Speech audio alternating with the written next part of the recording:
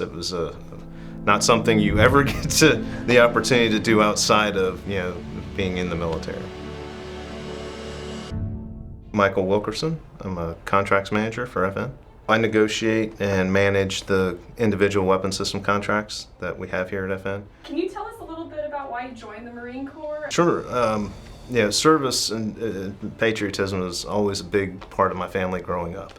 My brother served, my niece, my sisters, my uncle, father. It wasn't a foregone conclusion that I would serve. However, people were thinking about the ACT and the SAT. I was looking at the ASVAB.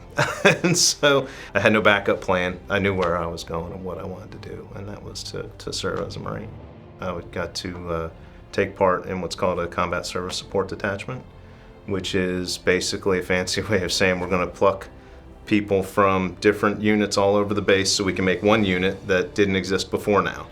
And that unit then became the Chemical and Biological Incident Response Force.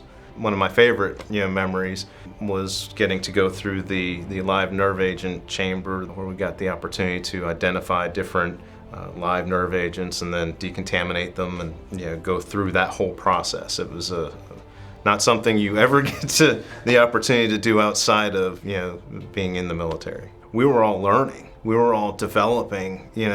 How do we treat mass casualties and decontaminate them and then triage them on the other side? It was a very innovative, new thing. It was very rewarding to see the where we started as a CSSD 65, running around in your decon, jacket and trousers and boots and gas mask and helmet playing soccer to, where we ended up at that time was really cool.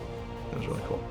Can you tell us what Veterans Day means to you? Yeah, the first thing I always think about with Veterans Day is that's the recovery day. Marine Corps birthday is November 10th. Marines need a day to recover after our birthday. So that's my first thoughts on Veterans Day.